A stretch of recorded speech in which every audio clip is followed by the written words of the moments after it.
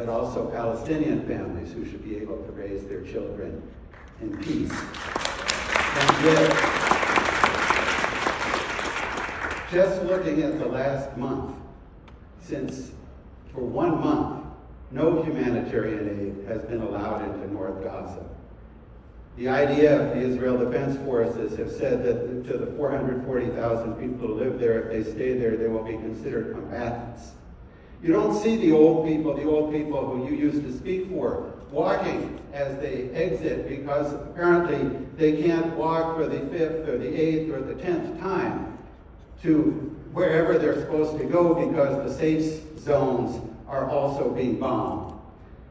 The IDF said 3 days ago, that the people would not be able to return to North Gaza. Meanwhile, the same settler organizations that have been terrorizing Palestinians on the West Bank say they're making plans to occupy North Gaza.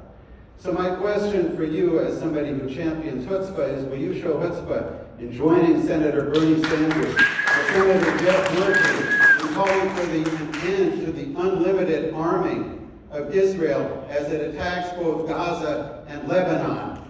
Because this is not simply an Israeli war, it is a U.S.-Israeli war. If we point to Iranian support for Hezbollah and Hamas, don't we have to equally say that the Israeli war would not be carried out if it were not for the tens of billions of dollars of aid and the diplomatic support that continues to flow from the United States? So I ask you again, will you stand up and say, no, Netanyahu, you don't have a blank check. You can't simply tear up the peace deals that have been negotiated and say, add on another stipulation, because we're not going to send you the arms anymore. Thank you.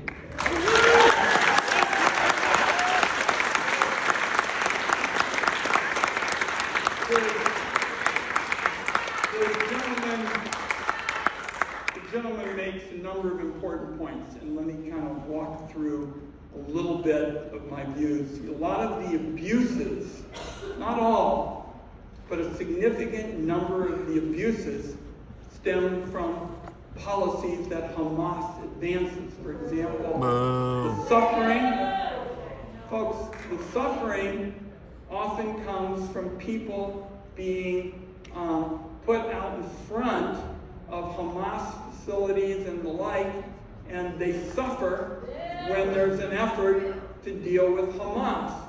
So the point really is there a path forward, because you're raising legitimate issues? And I think we ought to have some version of what's been discussed here recently, and I'm going to push forward during the lame duck, of a ceasefire. A ceasefire for a period of time, not wedded to how many months, but a period of time for an effort to go forward for longer-term solutions, to get the hostages out and humanitarian aid in particular. Now, I think that's the next logical step.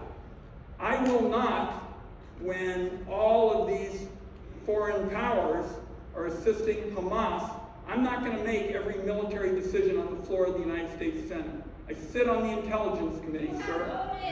I sit on the Intelligence Committee. Sometimes my daughter kids me and says I call it the so-called Intelligence Committee. The point, however, is that I, as somebody who's voted for a lot of peace efforts, voted against going to war in Iraq, the Middle East wouldn't even look like it does today if my vote had prevailed. I'm going to continue to look for every possible opportunity to bring people together and address the abuses that you correctly point out. This is not a question of my saying you're off base. You're highlighting a number of human rights abuses. The question is, what's the best way to go?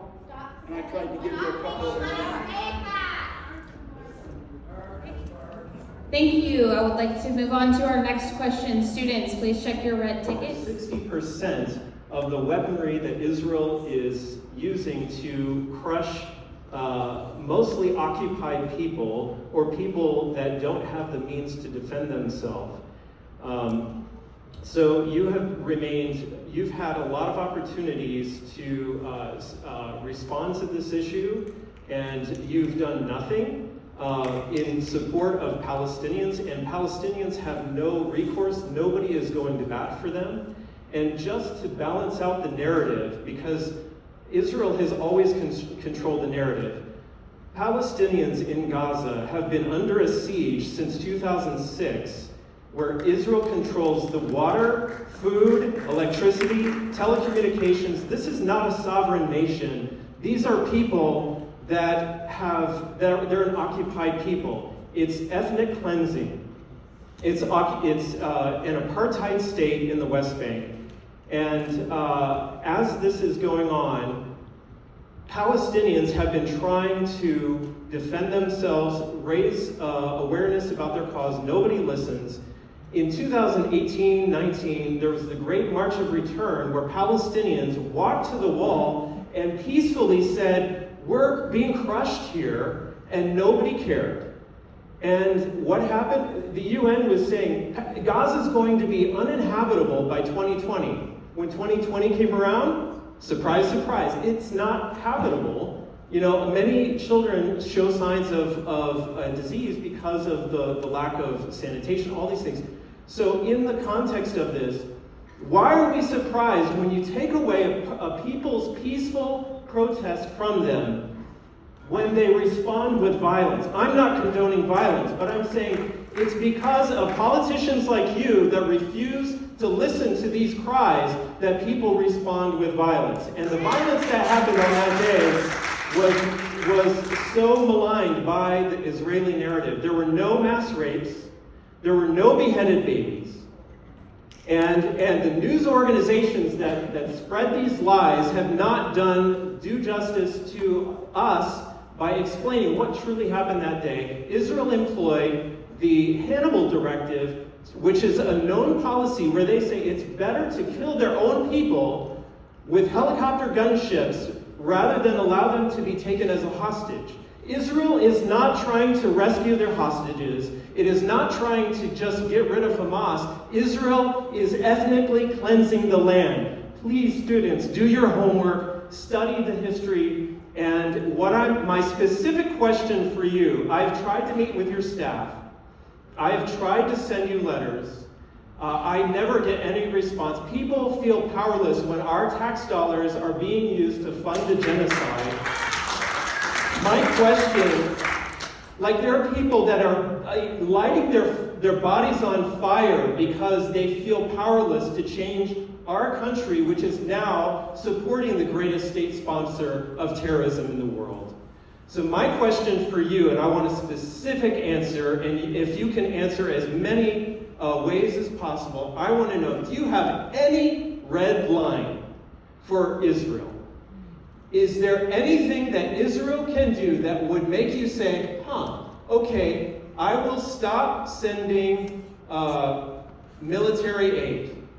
That's not even saying trying to attack Israel. Well, I'm not even going there. I'm saying, is there anything that you would do is there anything that Israel could do that would make you say, I will stop sending military aid and diplomatic cover, and the diplomatic cover is actually a greater support to Israel at this time. And my second question is, would you be willing to meet with a faith community, a group of representatives in this town to talk about the issue?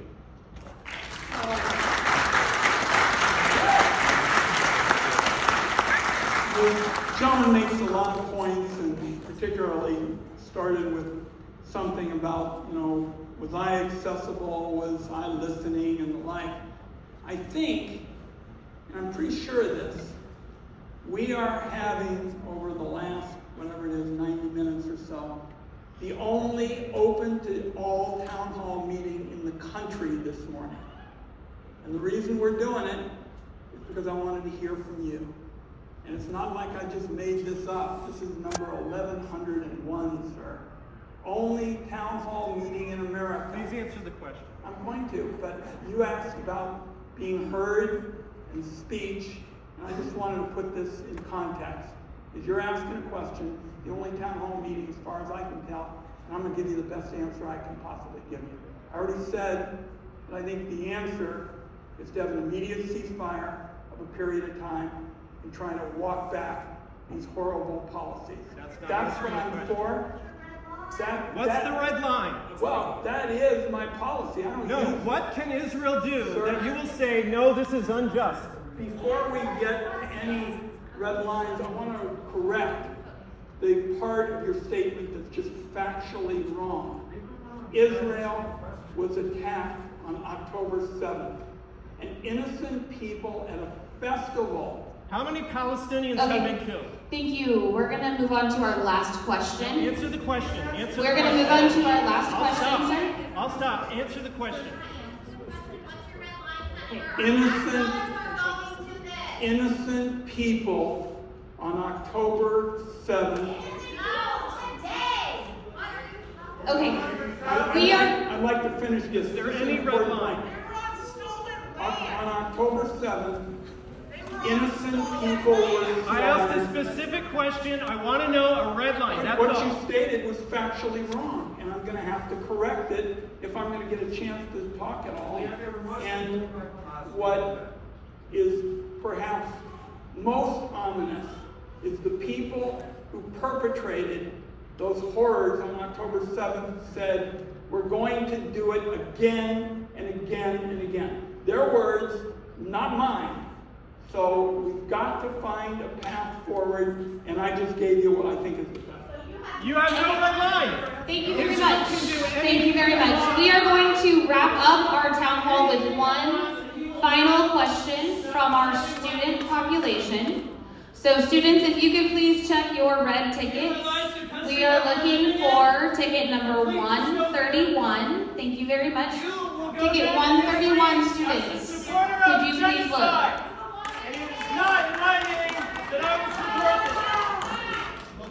was Folks, I would remind you please that we are here to respectfully ask and answer questions. Students, do we have ticket 131? Right here, right over here on the end to wrap it up for us this evening. This morning. It's not even this morning.